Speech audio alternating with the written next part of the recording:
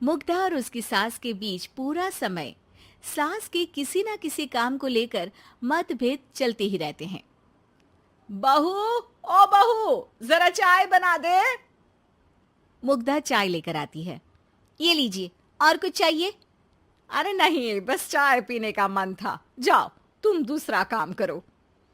चाय पीने के थोड़ी देर बाद सास दोबारा मुग्धा को आवाज लगाती है।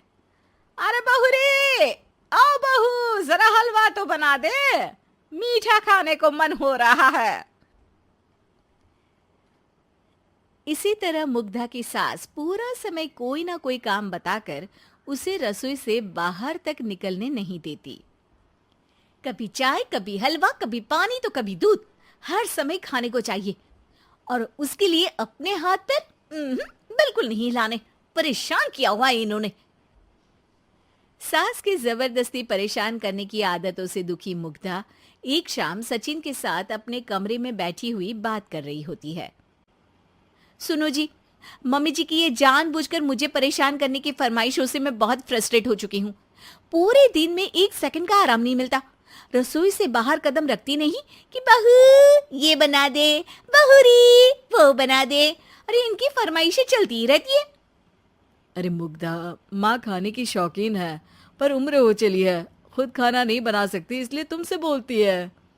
अरे तो शौक भी उम्र देख कर रखने चाहिए ना। समझ में नहीं आता, हर समय फेविकॉल का जोड़ लगाए सोफे से चिपकी बैठी रहती है।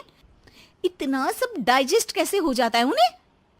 अरे तुम मेरी माँ से इतनी नफरत कैसे कर सकती हो? मैं उनसे नफरत नहीं करती जी, बस परेशान हूँ। जहां मुग्धा अपने पति से ये सब बोल रही होती है, वहीं उसकी सास भी कमरे के बाहर दरवाजे से कान लगाए सारी बातें सुन रही होती है और अगली दोपहर रसोई में मुग्धा के पास जाती है। बहू, आज ना मेरा कुछ मसालेदार खाने का मन है। तो चाय बना दूं? मुझे बहुत पसंद है। अरे ना, ऐसा कर लिट्टी चोखा बना ले। और हाँ, जितना मसाला बातों में मिलाकर पति को सुनाती हो ना, सब्जी में भी वैसे ही डाला करो, खाना स्वादिष्ट बनेगा। सास की बात सुनकर मुग्धा हैरान रह जाती है। मतलब अब पूरा समय मुझ पर हुक्म चलाने के साथ बंद कमरे में हुई पति पत्नी की बीच की बातें भी सुनती है?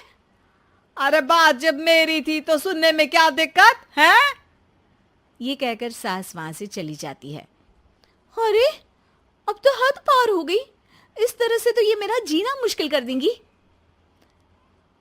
मुग्धा सास की हरकतों से परेशान उसका हल सोचने लगती है और इसी तरह कुछ दिन बीत जाते हैं, जिसमें सास का जन्मदिन आता है।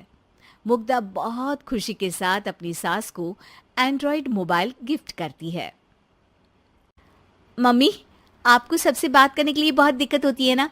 कभी सचिन तो कभी मुझे बोलना पड़ता है, पर इस मोबाइल से आपको कोई दिक्कत नहीं होगी। एक जगह बैठे बैठे बहुत कुछ कर सकती हैं अब आप। मोबाइल देख सासू माँ खुश हो जाती है, पर उसे इस्तेमाल करना तो आता नहीं, इसलिए साइड में रख देती है। जिसे देख मुग्धा घर का सारा काम छोड़ मोबाइल सेट कर सास को इस्तेमाल करना सिखाने लगती है, जिसके बाद अब सास पूरा समय मोबाइल में ही लगी रहती है। हाय, जब से मम्मी को मोबाइल मिला है मेरी लाइफ में कितनी शांति आई है। अच्छा है, इसी तरह बिजी रहे तो मैं भी सुकून की जिंदगी जी पाऊंगी। अब मुग्धा जब मन करे काम करना, जैसा चाहे वैसा खाना बनाकर खाना, पूरा समय रिलैक्स और खुश रहने लगती है। क्या बात है, आजकल तुम बहुत चहक रही हो। अरे मम्मी जी से छुटकारा जो मिला है, अब ना फरमाइशें ना छुप छुप कर बातें सुनना। अच्छा, तो मोबाइल गिफ्ट करने की ये स्कीम थी। इसी तरह दिन बीतते हैं और अब मोबाइल पर लगी सास फरमाइशों की जगह सवालों के लिए बहू को आवाजें लगाना शुरू कर देती है। अरे बहू, सुन तो, देख जरा किसी का फोन क्यों नहीं मिल रहा? रिचार्ज खत्म हो गया है, पर अभी 4 दिन पहले ही तो मैंने किया था। इतनी जल्दी कैसे खत्म हो गया? अरे मैंने कल तेरी कनाडा वाली मौसी सास से 3 घंटे बात की थी ना। क्या? इतना महंगा तो मोबाइल भी नहीं आया जितना महंगा इसका रिचार्ज पड़ रहा है।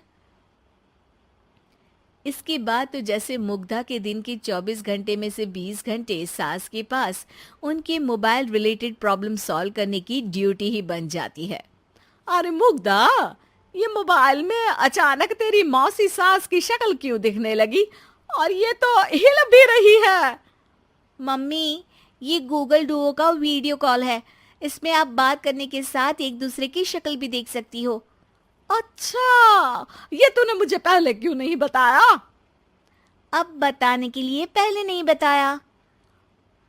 इसी बीच सचिन भी वहां आ जाता है और सास अपनी वीडियो कॉल में बिजी हो जाती है।